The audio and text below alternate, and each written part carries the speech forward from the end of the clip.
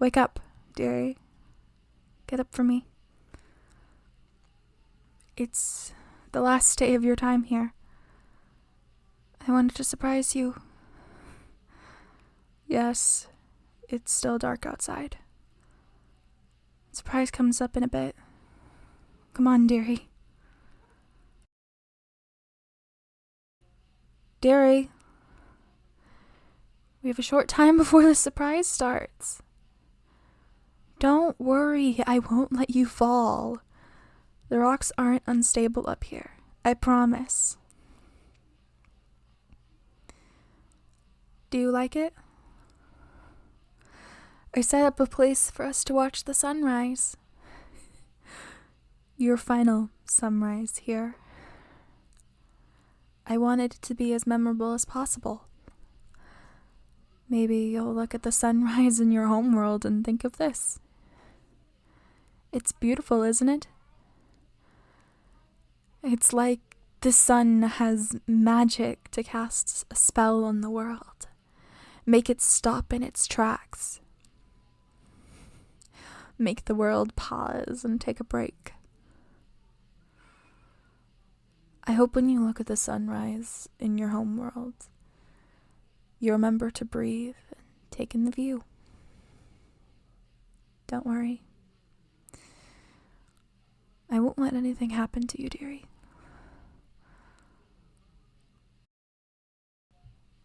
Do what?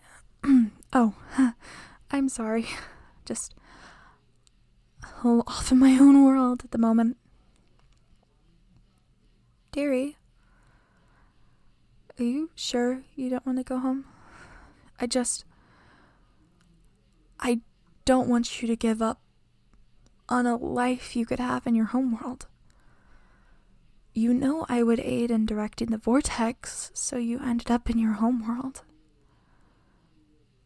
Nothing's too much for you. Well, why don't we have your possibly last breakfast in the Glade?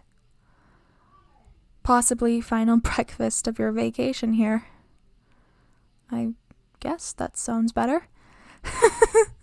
Okay, come on, dearie. The wait staff will be frantically searching for us if we don't head back now. Are you done? You didn't eat much. Are you sure?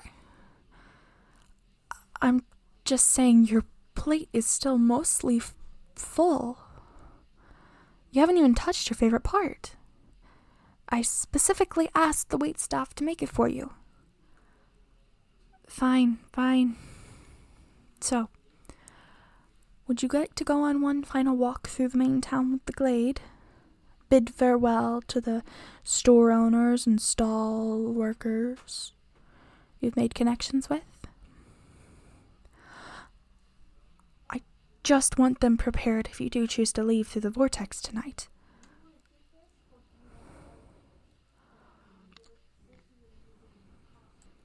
We'll go into town then. If not to say goodbye, then to get some of the good bread from the bakery. Maybe you can pick up a trinket or two. Sounds like a plan, dearie. You finished saying goodbye? I know. You're not sure on leaving yet, but... Okay, fine. I'll drop the if you leave bullshit. Yes, I finally figured out how to say it without feeling weird to talk about cow poop. The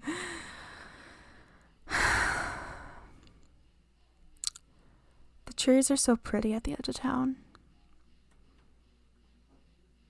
I can tell you want to ask me something. Out with it, dearie. Yes, if you leave, I'll remember you, and I will miss you. I would have hoped that would be apparent by the pushiness to get you to make a decision on whether you'd be leaving or staying. I love you. I wouldn't joke about that. Those words are sacred to me, as I would guess they are to you as well. I don't say them to just anyone, and I wouldn't say them to just anyone either. I'll even make it a vow, just between the two of us. I vow that if you leave, I will remember and miss you. I also vow that if you stay, I will love and cherish you till we both wither and become fertilizer for the plants.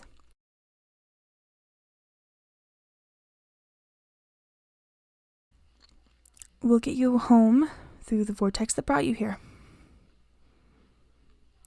I looked at a map. I know which one you came through.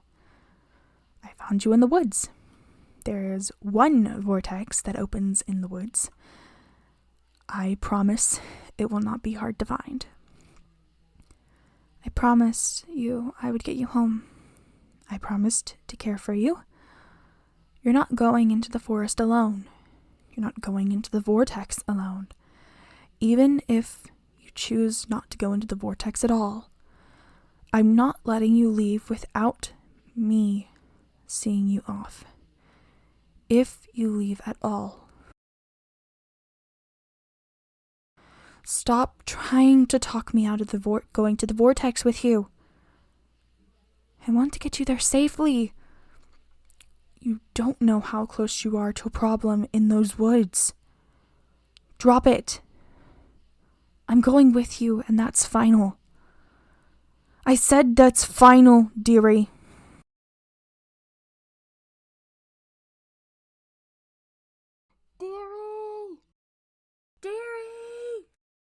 Dearie! There you are. What are you doing out here before I came to get you? No. I told you I would take you, and you still want to trek out there alone?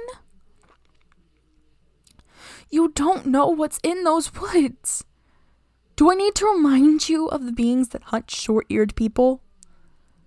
You won't know they're there till they're already on you. You can't outrun them because I know. Because I've admittedly been forced to watch it happen. I want you to go there safely and not get stabbed in the back or strangled by a land octopus. You're lucky you were going in the wrong direction, because the closer you get to that vortex, the more dangerous it will be.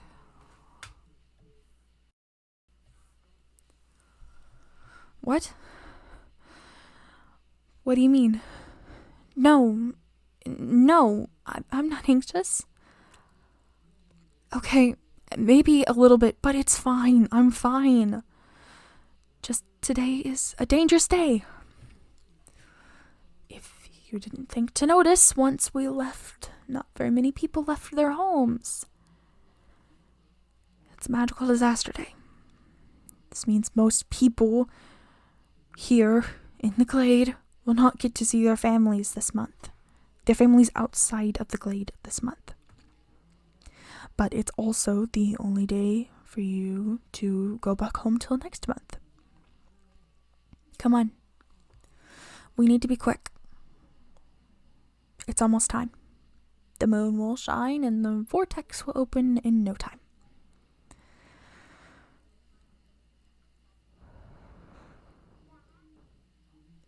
There it is, the vortex opening spot. Come on, we'll have to wait a minute. Wait. I heard something. Don't move. I realize the vortex is opening, but no, wait, dearie. Stay away from them. Dearie, go. Jump. What are you doing? Hiding? Good. Stay here. Reinforcements are on their way. I just need to keep them down till then. Can you stay here till then? Good.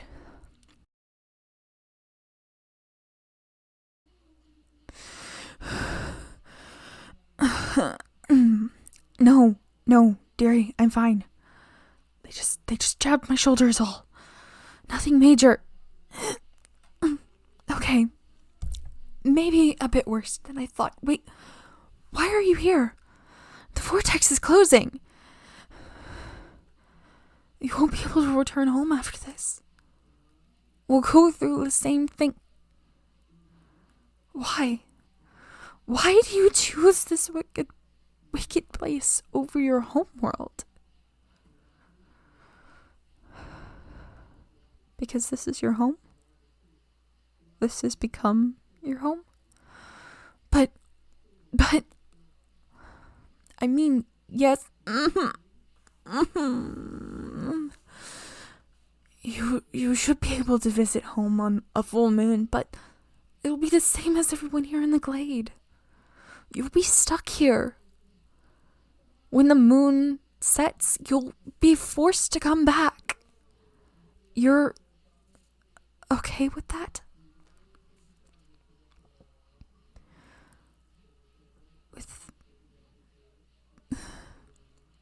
I just don't want you to regret this decision.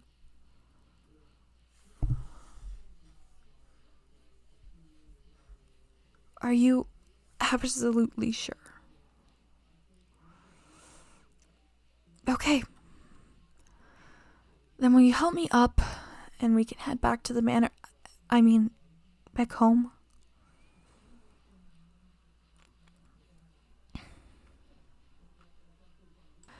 Life continued on in a new sense of normalcy for the two. Dearie and the elf lived happily, helping around the Glade more. They lived life fulfilled.